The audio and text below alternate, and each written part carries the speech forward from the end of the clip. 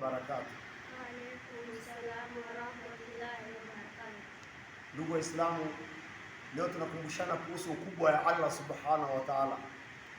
Bila kumjua ukubwa wa Allah subhanahu wa ta'ala, hatuwezi kuwa na takwa, hatuwezi kumwogopa Allah subhanahu wa ta'ala. Mpaka tujue ukubwa wa Allah kwa vitu ambavyo tunaona kwa macho yetu.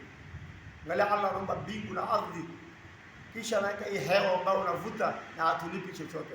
Ingekuwa hii hewa tunalipishwa, leo tungetishwa bila hewa, ingekuwa namna gani? Angalia ukubwa wa Allah, tunapumua bure. Hii ni neema kutoka ya Allah subhanahu wa ta'ala. Angalia ukubwa wa Allah subhanahu wa ta'ala kwa kuumba hizi miti. Leo tukiangalia faida ya miti, tunasema hii miti nikivunja napata dawa, napata posti, napata furniture. Lakini tukiangalia ukubwa wa Allah subhanahu wa ta'ala kwa kuumba hiyo miti. Angalia ndizi inamea kwa mviringo. Leo ukichukua engineer achune ndizi moja alafu mwambie arudishe, hataweza. Hakuna mtu zaidi ya engineer na ukubwa zaidi ya Allah subhanahu wa ta'ala.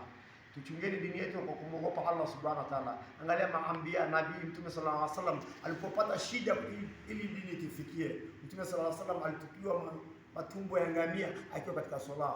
Mtume sallallahu alaihi wasallam alitembea umati, katika sura yake ilikuwa na nuru kwa sababu ya kulingania dini. Leo dini hii imekuwa rahisi kwetu, tuache kukua nyuma, shikamana na dini ya Allah subhanahu wa ta'ala. Angalia masahaba, Bilal radhiallahu anhum alichapwa kwenye mchanga ya moto zamu baada ya zamu, lakini alikuwa analia ahad. Masahaba walipata shida ili dini tufikie.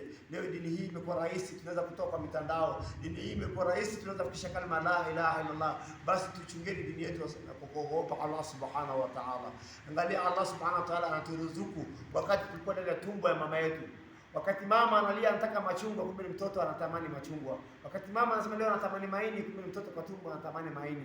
Allah anatuhifadhi ndani ya tumbo ya mama yetu, iko katika security, hakuna joto na hakuna baridi ya kutisha. Basi Allah subhanahu wa ta'ala anatuhifadhi ndani ya tumbo ya mama yetu, na pindi unapozaliwa Allah subhanahu wa ta'ala anakuandalia katika matiti mbili ya mama maziwa. Allah subhanahu wa ta'ala, naomba shikamani na dini ya Allah subhanahu wa ta'ala ili tuweze kupata kufanikiwa hapa duniani na kesho akhera. Wa assalamu alaykum wa